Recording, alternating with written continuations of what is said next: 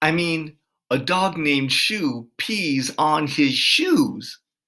The judge smiled. Yes, I see the irony. Somehow I ended up holding the little poodle and Shoe's leash because mom and the guy were hysterical. And all this time, she was being absolutely well behaved. She was just sitting there calmly at my side, smiling. Some people say dogs don't smile, but I promise you, she was smiling.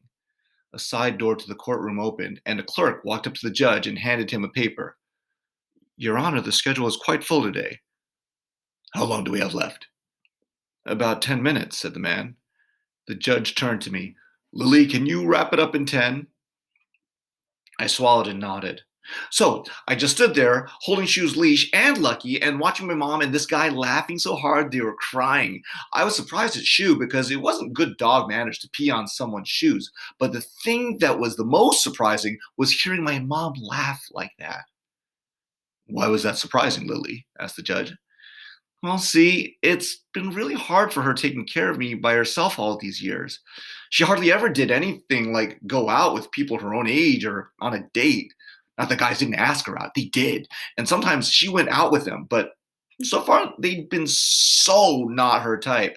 And she didn't like any of them. There was this one guy who only taught Mondays, Wednesdays, and Fridays, and another who only ate orange food for dinner. Oh, and one who whistled through his nose when he breathed. Mom was practically coughing from clearing her throat, and her cheek was pink from all the tapping. I took 2 breaths and paused for a second. She sort of gave up dating and just concentrated on me. And that was okay. I was her top priority. Sometimes, though, I wanted someone special besides me to concentrate on her. That day in the park, it was so nice. The way he was holding her arm and looking at her and laughing with her was nice. It was really nice. I can imagine it was, said the judge. You want to know a secret? I asked. The judge had his elbow on his desk and had his chin resting in his hand. Yes, Lily, I actually do. Kids really like to hear their parents laugh because it means they have happiness in their hearts. See, most of the time, parents' hearts are all filled up with responsibility and seriousness. When mom was laughing out loud in the park, all I could do was just stand there and listen and smile because, well, it was like a favorite song I hadn't heard in a really long time. The courtroom was very quiet. I wasn't sure how many minutes I had left, but I started talking right away because there was more I wanted and needed to say. See, it's kind of amazing how much you can learn about a complete stranger by simply standing in line with him and watching your dog pee on his shoes. We were really lucky that the line was so long, too, because by the time we got to the registration table, mom discovered that the guy's name was Theodore Ochoa, but everyone called him Theo, and that he knew one of mom's friends from the hospital. And what are the chances of that? He lived practically in our neighborhood and sometimes jogged by our house. He said he used to have a dog who ran with him, but that dog died, and he missed having a friend at his side. To make a long story short, I looked up at the judge to see if he got my joke. He winked at me. Theo started stopping by to take Shu for a run. And Shu just loved Theo, but not as much as she loved me, of course. And when he took Shu for a run, Mom and I would dog sit Lucky.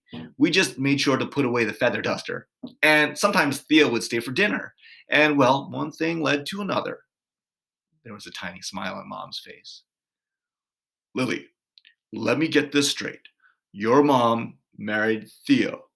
Yes. And that's why you have petitioned the court. Yes. Since Theo's last name is Ochoa and now mom's last name is Ochoa, I'd really like to be an Ochoa too. But the rule is that you have to get permission to change your name from all the parents listed on your birth certificate, even if you've never met them in your entire life. And if you can't, you have to come to court so the judge, that's you, can decide if it's in my best interest. I hope you decide that it is because all I ever had for a father was a name on a piece of paper, and that's not very real. I looked at mom and thought about how happy Theo had made her and me. See, real is the father who does stuff with you, like drive you to soccer practice and go for walks on the pier with you and your dog and help you with your homework and bring you a quilt when you're cold in the middle of the night. That's the one who is real. The judge took off his glasses again, not to clean them, but to blot his eyes. And where is Theo now, Lily? He's waiting right out in front of the courthouse with Shu and Lucky so that if we need him, he can trade places with Mom at a moment's notice. That won't be necessary, Lily, said the judge. You're the only one I need to talk to today. Afterward, no matter what your decision, we're going to Dog Beach, where you can let your dogs off leash to run around and play and jump in the waves. We can take Lucky now, even though there are a lot of bird feathers on the sand, because we did behavior therapy with him, and Shu hasn't peed on one other person. Well, I'm glad to hear it, said the judge. The clerk came back into the courtroom. The judge turned to me. Lily, I think you've given me enough information to make my ruling. You made my job easier today. You may step down. I slipped out of the witness stand and went to Mom's side. The judge made his decision and passed the paperwork to the clerk, who passed it to Mom, who smiled. There was something happening inside me, something filling me up with so much emotion that my throat felt tight. I couldn't say goodbye to the judge. All I could do was hold up my hand and bend my fingers in a tiny wave. Mom stood up and put her arm around me, and we headed out of the courtroom.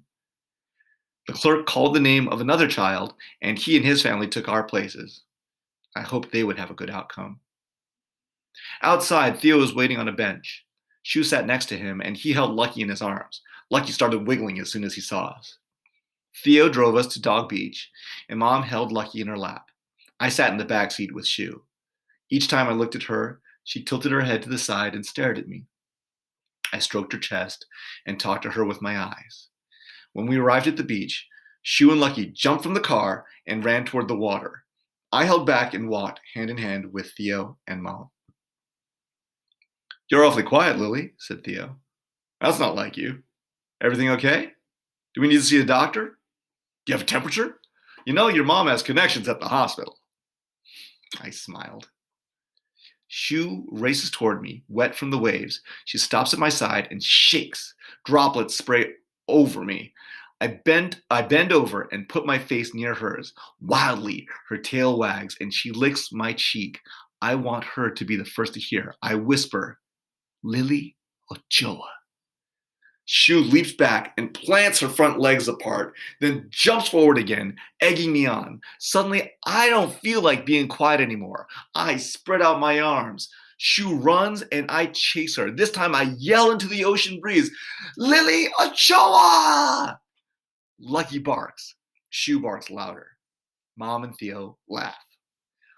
All my happiness spills over, and as usual, my mind has a mind of its own. I yell my new name again and again and again.